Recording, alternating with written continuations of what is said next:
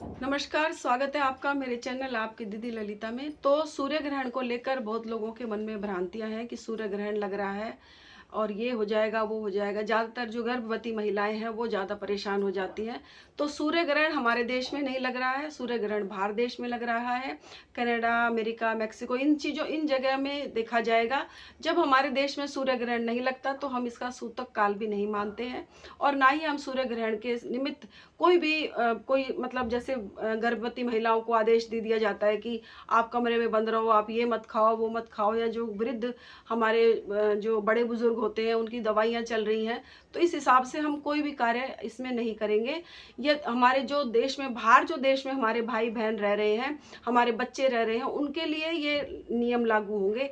यदि बाहर कोई बच्चा हमारा रह रहा है और वो प्रेग्नेंट है, उनकी मतलब जो बेटियां बहुएं प्रेग्नेंट हैं, उनके लिए नियम लागू हैं। तो थोड़ा सा आपको बता देती हूँ उनके लिए भी कि आप क्या करें। एक थोड़ा सा जैसे एक समय का भोजन ले लीजिए, आप 1.25 किलो चावल ले लीजिए।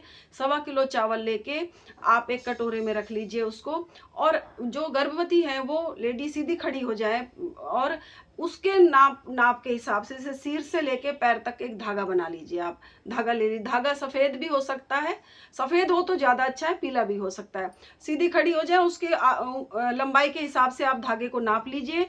धागा नाप के अपनी उंगली पर इस तरह लपेट के पहले आप उस धागे को रख दीजिए, फिर आप उसमें वो चावल रख दीजिए और जब तक ग्रहण लगे तब तक उस चावल को आप ऐसे ही रखे रहने दीजिए। ग्रहण को जब मोक्ष हो जाए, मतलब ग्रहण जब समाप्त हो जाए, उसके बाद में आप उस ग्रहण उसको जो चावल है उसको आप दान में दे सकते हैं।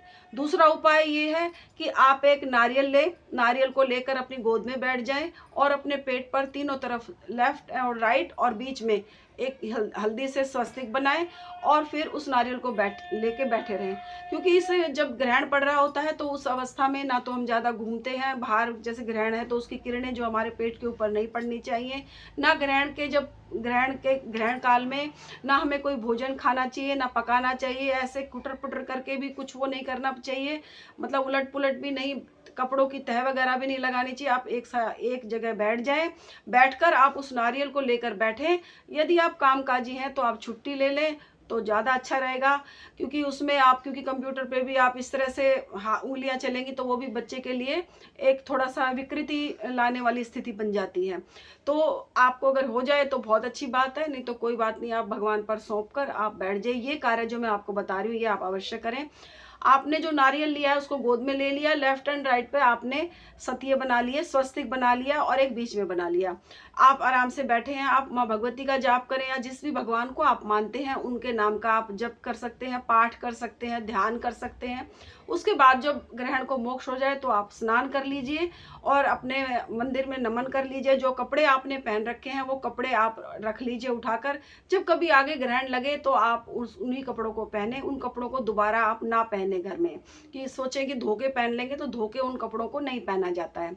वो कपड़े आप दान में भी दे सकते हैं, कोई जैसे गरीब है उसको आप दान में दे दीजिए उन कपड़ों को। और उसके बाद में आप सर धो लीजिए, नहा लीजिए। नहाने के बाद में जो आपने सामग्री निकाली है वो सामग्री भी आप किसी गरीब को दे दीजिए, या कोई स्वीपर है तो उसको दे दीजिए।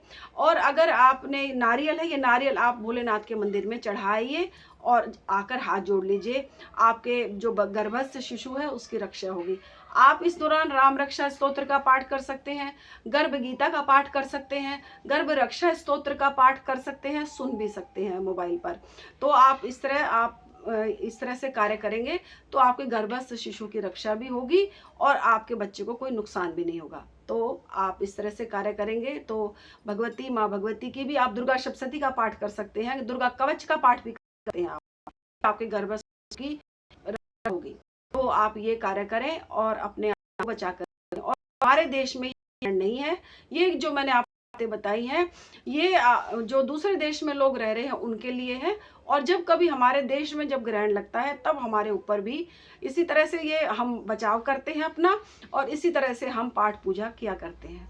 और अपने घर में आप फिर नहाने धोने के बाद में अपने घर में सारे घर में गंगा जल छिड़क के अपने पूजा स्थान को यदि साफ करने में समर्थ है तो साफ कर लीजिए, नहीं तो कोई बात नहीं। पूजा मतलब गंगा जल छिड़क के और जो आपने नीचे कपड़ा बिछा रखा है उसको साफ करके और अपने घर को अपना पवित्र कीजिए और भगवान का नाम रटन कीजिए। तो आज के लिए इतना ही, कल फिर मिलूंगी एक अच्छी सी वीडियो के साथ। तब तक के लिए नमस्कार, जय माता की, हर हर महादेव।